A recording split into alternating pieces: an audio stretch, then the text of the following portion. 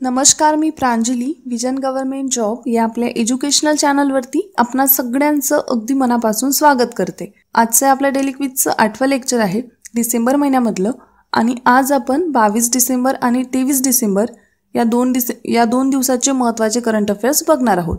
आज सुद्धा आपण लास्टमध्ये 2 महत्त्वाचे हवाले रिवाइज करणार आहोत। या लेक्चरची PDF तुम्हाला विजन गव्हर्नमेंट जॉब या आमच्या ऑफिशियल टेलिग्राम चॅनलवरती मिळेल।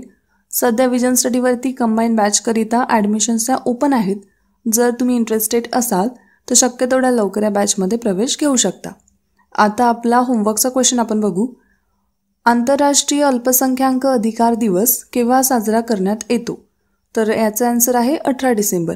तर 18 डिसेंबरला आंतरराष्ट्रीय अल्पसंख्याक अधिकार दिवस हा साजरा करण्यात येतो। युनायटेड नेशनच्या जनरल असेंब्लीने 1992 मध्ये या दिवसाची घोषणा केली होती आणि तेव्हापासूनच मग 18 डिसेंबर हा जो दिवस आहे तो आंतरराष्ट्रीय अल्पसंख्याक अधिकार दिवस म्हणून साजरा करण्यात येतो। ओके, आता पहिला प्रश्न आपण बघू। नुकतेच डॅश हे नाडाचे ब्रँड अँबॅसेडर बनले आहेत।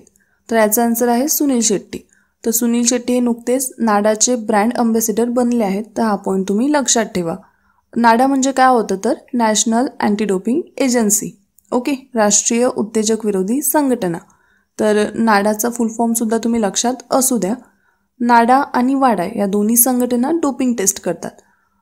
वाडा म्हणजे होतं जागतिक उत्तेजक विरोधी संघटना आणि नाडा म्हणजे होतं राष्ट्रीय उत्तेजक विरोधी संघटना। ओके, नाडा ही राष्ट्रीय पातळीवरती काम करते आणि वाडा ही जागतिक पातळीवरती काम करते आणि या दोन्ही संघटना डोपिंग टेस्ट करतात। डोपिंग टेस्ट म्हणजे काय होतं तर अगदी सिंपल भाषेमध्ये मी तुम्हाला सांगते। काही खेळाडू काय करतात स्वतःचा स्टॅमिना वाढवण्यासाठी ड्रगचं सेवन करतात। मग ते इंजेक्शनच्या माध्यमातून किंवा मग पावडरच्या माध्यमातून। मग जर अशा प्लेयरनी खेळामध्ये पार्टिसिपेट केलं तर जे नॉर्मल प्लेयर आहेत जे ड्रगचं सेवन वगैरे करत नाही त्यांच्यासोबत नाइंसाफीच होईल ना। तर म्हणून ही जी एजन्सी आहे नाडा किंवा मग वाडा, तर ह्या ज्या एजन्सी आहेत ह्या काय करतात खेळाडूंची डोप टेस्ट घेतात। आता डोप टेस्ट म्हणजे युरिन टेस्ट केली जाते त्यामध्ये। आता जर रिपोर्ट हा पॉझिटिव्ह आला तर मग काही काळासाठी त्या प्लेयरवरती बंदी घालण्यात येते। तर अशा पद्धतीने ही डोपिंग टेस्ट केली जाते आणि ती नाडा आणि वाडा या दोन संघटना करतात। नाडाची जी स्थापना आहे ती झाली होती 2005 मध्ये आणि नाडाचा जो मोठा आहे तो आहे प्ले फेअर। तर हे सुद्धा पॉईंट तुम्ही लक्षात ठेवा। तर नाडाचे ब्रँड अँबॅसेडर कोण बनले आहेत तर ते बनले आहेत सुनील शेट्टी। ओके, आता पुढला क्वेश्चन आपण बघू। अविधान आहे आंतरराष्ट्रीय क्रीडा क्षेत्रातील उत्तेजक चाचणीत दोषी खेळाडूंच्या आकडेवारीत 2017 मध्ये आधीच्या वर्षापेक्षा 13% वाढ झाल्याचे जागतिक उत्तेजक प्रतिबंधक संस्थेने म्हणजे स्वाडानी अहवालात म्हटले आहे। ब विधान आहे उत्तेजक चाचणीत दोषी खेळाडूंमध्ये इटलीचे खेळाडू अग्रेसर आहेत। वरीलपैकी सत्य विधान किंवा विधाने विचारात घ्या। प्रिव्हियस क्वेश्चनमध्येच मी तुम्हाला सांगितलं की वाडा आणि नाडा काय काम करतात तर ओके, तर वाडाने एक अहवाल प्रकाशित केला आणि त्यामध्ये त्यांनी असं म्हटलं की 2017 मध्ये उत्तेजक चाचणीमध्ये दोषी खेळाडूंच्या आकडेवारीमध्ये 13% वाढ झाली आहे। तर अविधान हे अगदी बरोबर आहे। ब विधान जर आपण बघितलं की उत्तेजक चाचणीत दोषी खेळाडूंमध्ये इटलीचे खेळाडू अग्रेसर आहेत तर हो, हे विधान सुद्धा बरोबर आहे। इटलीचे 174 खेळाडू अशा गोष्टींमध्ये अग्रेसर आहेत। तर अ आणि ब हे दोन्ही विधानं सत्य आहेत। तर म्हणून ऑप्शन नंबर 3 हे आपलं उत्तर आहे। या अहवालामध्ये इटली पहिल्या क्रमांकावरती आहे, सेकंड नंबरवरती आहे फ्रान्स, थर्ड नंबरवरती आहे अमेरिका, फोर्थ नंबरवरती आहे ब्राझील आणि फिफ्थ नंबरवरती आहे रशिया। ओके, तर इटलीचे 174 खेळाडू अशा गोष्टींमध्ये अग्रेसर आहे। फ्रान्सचे 128, नंतर अमेरिकेचे 103 खेळाडू, ब्राझीलचे 84 खेळाडू आणि रशियाचे 82 खेळाडू। ओके, तर आपल्या भारताचा आता कितवा क्रमांक लागतो तर आपल्या भारताचा क्रमांक लागतो 7वा आणि भारताचे 57 खेळाडू अशा प्रकारच्या गोष्टींमध्ये अग्रेसर आहेत। ओके, तर लक्षात ठेवा तुम्ही फर्स्ट नंबरवरती आहे इटली आणि आपल्या भारताचा क्रमांक लागतो 7वा। ओके, आता वाडा ही आणखी एका गोष्टीसाठी चर्चेमध्ये होती याच महिन्यामध्ये। ते म्हणजे नुकतीच 10 डिसेंबरला वाडानी आपल्या रशियावरती म्हणजेच रशिया देशावरती 4 वर्षासाठी बंदी घातली आहे. ओके, तर ही पॉईंट तुम्हाला माहिती असेलच, तरीसुद्धा लक्षात ठेवा. या गोष्टीसोबत आपण लिंक केलं तर रशियाचा क्रमांक लागतो अहवालामध्ये 5वा आणि 10 डिसेंबरला नुकतीच वाडानी रशियावरती 4 वर्षासाठी ही बंदी घातली आहे. आणि आता त्यामुळे काय होईल की 2020चा जो टोकियो ऑलिम्पिक आहे आणि 2022चा जो फुटबॉल वर्ल्ड कप आहे, तर यामध्ये रशियाला सहभागी नाही होता येणार आहे. तर लक्षात असू द्या तुम्ही. आता ही जी एजन्सी आहे म्हणजे जागतिक अँटी डोपिंग एजन्सी, म्हणजे आपण त्याला म्हणतो वाडा शॉर्टमध्ये, तर वाड्याचं मुख्यालय आहे मॉन्ट्रियल कॅनडामध्ये आणि वाड्याची स्थापना झाली होती 1999मध्ये. ओके, तर हे सगळे पॉईंट तुम्ही लक्षात असू द्या. त्यानंतर पुढला जो क्वेश्चन आहे तो आहे IPLचा. तर नुकतंच 2020ची जी ऑक्शन आहे ती पार पडली आणि हा जो क्वेश्चन आहे IPLचा तुम्हाला सगळ्यांना सॉल्व्ह करता येईलच, म्हणजे जे IPLचे फॅन आहेत ते. तर पटकन आपण हा क्वेश्चन बघू. अविधान आहे IPLचा पहिला सीझन हा 2008मध्ये खेळला गेला होता. ब विधान आहे आतापर्यंत मुंबई इंडियन्स या संघाने सर्वाधिक विजेतेपद मिळवले आहे. वरील विधान किंवा विधाने विचारात घ्या. अविधान अगदी बरोबर आहे आणि ब विधान सुद्धा बरोबर आहे. असत्य ओळखायला लावलं म्हणून एकही नाही हे आपलं उत्तर आहे. ओके, तर 2008मध्ये सगळ्यात पहिल्यांदा IPL खेळलं गेलं होतं आणि तेव्हा विनर होती राजस्थान रॉयल. ओके, आणि मुंबई आतापर्यंत 4 वेळा विजेती ठरलेली आहे. सगळ्यात पहिल्यांदा 2013मध्ये, त्यानंतर मग 2015मध्ये, 2017मध्ये आणि 2019मध्ये मुंबईने विजेतेपद हे पटकवलेलं आहे. ओके, तर हे सगळे पॉईंट तुम्हाला पाठच असतात. आता 2020ची जी IPL होणार आहे ना ती 13वी एडिशन असणार आहे. तर हा पॉईंट तुम्ही लक्षात असू द्या. ओके, आणि या 2020च्या IPLमध्ये सगळ्यात महागडा खेळाडू जो आहे तो आहे पॅट कमिन्स आणि तो ऑस्ट्रेलियाचा आहे. ओके, आता पुढला क्वेश्चन आपण बघू. अविधान आहे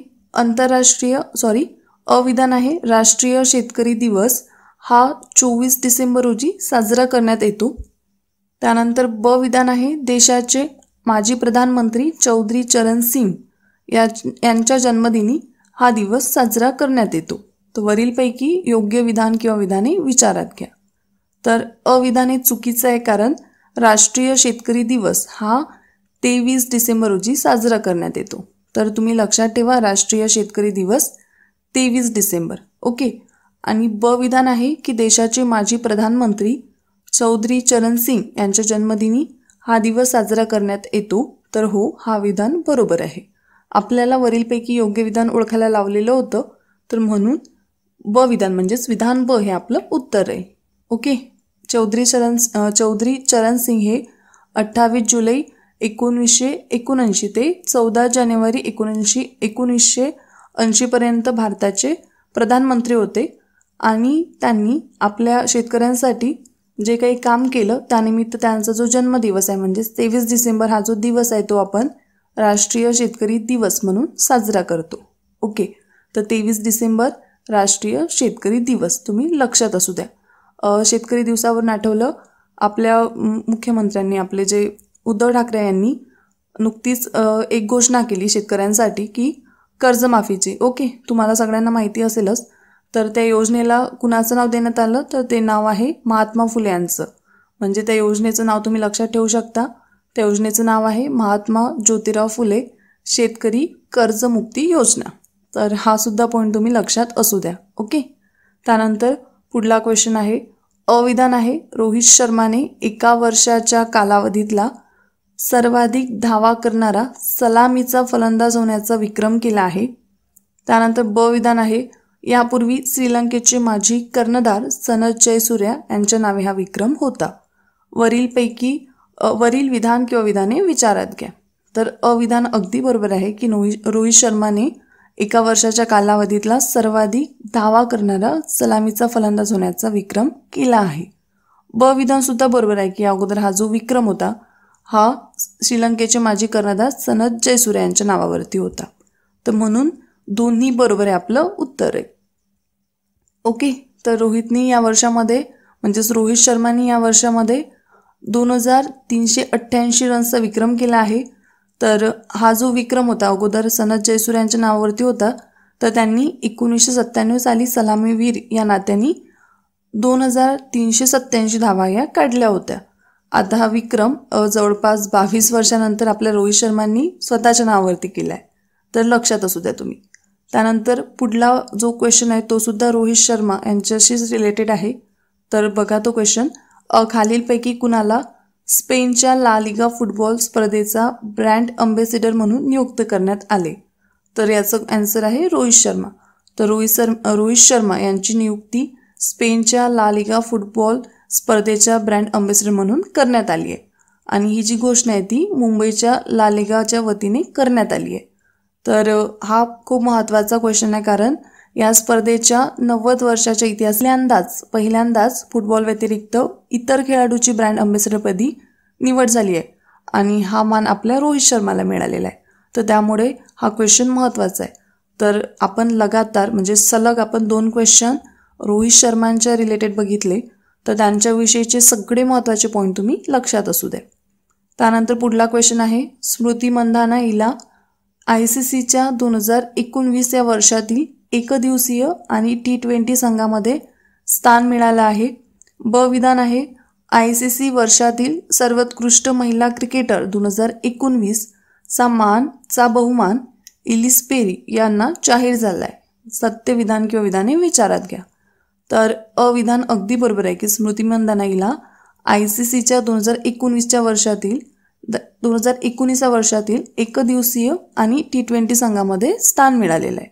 तर वर्षभरात खेळल्या जाणाऱ्या क्रिकेट सामन्यामध्ये चांगली कामगिरी करणाऱ्या सर्वोत्तम खेळाडूंचा मिळून एक संघ ICC वर्षाच्या अखेरीस जाहीर करते आणि त्यामध्ये आपल्या स्मृती मंधाना यांचा समावेश आहे. ओके. त्यानंतर ब विधान सुद्धा बरोबर आहे की ICCने वर्षातील सर्वोत्कृष्ट महिला क्रिकेटर 2019चा बहुमान एलिस पेरी यांना दिला आहे. तर हो, अगदी बरोबर हे विधान आहे. तर दोन्ही बरोबर हे आपलं उत्तर आहे, म्हणजे ऑप्शन नंबर 3 हे आपलं उत्तर आहे. तसंच इथं जे यादी दिली आहे ती तुम्ही लक्षात ठेवू शकता. जसं वर्षातील सर्वोत्कृष्ट महिला क्रिकेटर कोण बनलेला आहे तर एलिस पेरी आणि त्या ऑस्ट्रेलियाच्या आहे. त्यानंतर महिलामध्ये ODI cricketer of the year आहेत एलिस पेरी, ऑस्ट्रेलियाच्या आहेत. त्यानंतर T20मध्ये अलेसा हेली आहेत. त्यानंतर emerging cricketer of the year म्हणजेच महिला इमर्जिंग क्रिकेटर ऑफ द इयरमध्ये ते नाव तुम्ही वाचा आणि त्या थायलंडच्या आहेत. त्यानंतर ODI टीममध्ये स्मृती मंधाना तर आहेच, तर त्यांच्यासोबतच शिखा पांडे, त्यानंतर झुलम गोस्वामी आणि पूनम यादव. तर हे सुद्धा खेळाडू तुम्ही लक्षात असू द्या. मी फक्त इथे आपल्या इंडियाचे इन्क्लूड केले आहे, तर इंडियाचे तुम्ही लक्षात ठेवा. ओके. तर ODIमध्ये आणि T20मध्ये दीप्ती शर्मा आणि राधा यादव यांचा समावेश होतो. तर हे सगळे पॉईंट तुम्ही लक्षात असू द्या. ओके. त्यानंतर पुढे आपण पहिला अहवाल बघू, म्हणजे पहिल्या अहवालाची रिव्हिजन करू आणि नंतर मग दुसऱ्या अहवालाची रिव्हिजन करू. तर आता काळजीपूर्वक तुम्ही लक्ष द्या. तर पहिला जो अहवाल आहे तो आहे ग्लोबल इनोव्हेशन इंडेक्स 2019. तर ग्लोबल इनोव्हेशन इंडेक्स 2019 हा जो इंडेक्स आहे तो कुठल्या देशामध्ये किती चांगल्या पद्धतीनं इनोव्हेशन केलं जातं तर त्यावर आधारित हा इंडेक्स आहे. आणि हा इंडेक्स कॉर्नल युनिव्हर्सिटी आणि वर्ल्ड इंटेलेक्च्युअल प्रॉपर्टी ऑर्गनायझेशन यांच्याकडून प्रकाशित करण्यात येतो. ओके. 2019मध्ये भारताचा रँक आहे 52वा आणि 2018मध्ये भारताचा रँक होता 57वा, म्हणजेच यामध्ये आपण प्रगती केली आहे. ओके. तर 2019मध्ये भारताचा रँक आहे 52वा, लक्षात ठेवा तुम्ही. टॉप 5मध्ये पहिला क्रमांक लागतो स्वित्झर्लंड देशाचा. त्यानंतर सेकंड नंबरवरती आहे स्वीडन, थर्ड नंबरवरती आहे अमेरिका, फोर्थ नंबरवरती आहे नेदरलँड आणि फिफ्थ नंबरवरती आहे UK. तो ग्लोबल इनोव्हेशन इंडेक्स 2019मध्ये भारताचा क्रमांक काय आहे तर 52वा आणि पहिला देश कुठला आहे तर स्वित्झर्लंड. ओके. आणि पहिला 5 देशाचा सिक्वेन्स सुद्धा तुम्ही लक्षात ठेवा. कधी कधी मल्टीलॅनरमध्ये सिक्वेन्सवरती आपल्याला क्वेश्चन बनू शकतो. तर पहिला आहे स्वित्झर्लंड, दुसरा आहे स्वीडन, तिसरा आहे अमेरिका, चौथा आहे नेदरलँड आणि पाचवा आहे UK. ओके. आणि भारताचा तर लक्षातच ठेवायचा आहे, भारताचा आहे 52वा. पुढला दुसरा अहवाल आहे तो आहे ग्लोबल पीस इंडेक्स 2019. ओके. तर हा जो इंडेक्स आहे तो institute for economics and peace यांच्याकडून हा अहवाल तयार केला जातो.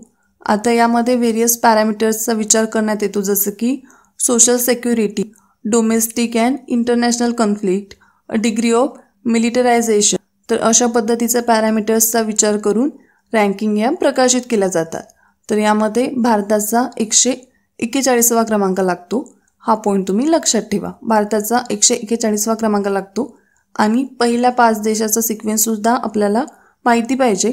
पहिल्या 5 देशामध्ये आईसलँडचा पहिला क्रमांक लागतो, न्यूझीलंडचा दुसरा क्रमांक लागतो, पोर्तुगालचा तिसरा क्रमांक लागतो, ऑस्ट्रियाचा चौथा क्रमांक लागतो आणि डेन्मार्कचा 5वा क्रमांक लागतो. तर पहिले 3 देशसुद्धा तुम्ही लक्षातच ठेवा. 5 नाही लक्षात राहिले तरी पहिले 3 लक्षातच ठेवा. पहिला आहे आईसलँड, दुसरा आहे न्यूझीलंड आणि थर्ड आहे पोर्तुगाल. ओके, चौथा आहे ऑस्ट्रिया आणि 5वा आहे डेन्मार्क. शेजारच्या देशांमध्ये पाकिस्तानचा 153वा, चीनचा 110वा, त्यानंतर बांगलादेशचा 101वा, श्रीलंकेचा 72वा, नेपाळचा 76वा आणि भूटानचा 15वा क्रमांक लागतो. तर अशा पद्धतीने ग्लोबल पीस इंडेक्स, मी पटकन एकदम ठळक मुद्दे सांगते बघा. ग्लोबल पीस इंडेक्स जो आहे हा institute for economics and peace यांच्याकडून तयार करण्यात येतो आणि यामध्ये भारताचा क्रमांक आहे 141वा. पहिल्या क्रमांकावरती आहे आईसलँड आणि सेकंड नंबरवरती आहे न्यूझीलंड आणि थर्ड नंबरवरती आहे पोर्तुगाल. ओके, शेजारच्या देशांमध्ये पाकिस्तानचा नंबर लागतो 153वा, चीनचा 110वा, बांगलादेशचा 101वा, श्रीलंकेचा 72वा, नेपाळचा 76वा आणि भूटानचा 15वा क्रमांक लागतो. तर ग्लोबल पीस इंडेक्स लक्षात ठेवा तुम्ही. तर आता आपण इथे थांबूया. पुढला जो क्वेश्चन आहे हा तुमच्यासाठी होमवर्क आहे. तर आज आपण बरेचसे क्वेश्चन हे स्पोर्ट रिलेटेड बघितले. तर होमवर्कचा क्वेश्चनसुद्धा तुम्हाला एक स्पोर्ट रिलेटेडच आहे. तर तो क्वेश्चन असा आहे, फिरकीपटू लॉरा मोर्शनं नुकतीच आंतरराष्ट्रीय क्रिकेटमधून निवृत्ती जाहीर केली. त्या खालीलपैकी कोणत्या देशाचे खेळाडू आहेत? तर खाली तुम्हाला ऑप्शन्स दिलेले आहेत, तर त्यापैकी तुम्हाला आन्सर कमेंट करायचं आहे. ओके, तर आता इथे आपण थांबूया. जय हिंद, धन्यवाद. आता VISIONSTUDY.in मुळे अगदी माफक दरात MPSCचा अभ्यास करणे शक्य झाले आहे. मी ॲडमिशन घेतले, तुम्हीही घ्या. अधिक माहितीसाठी VISIONSTUDY.in च्या संकेतस्थळावर भेट द्या. Please visit VISIONSTUDY.in.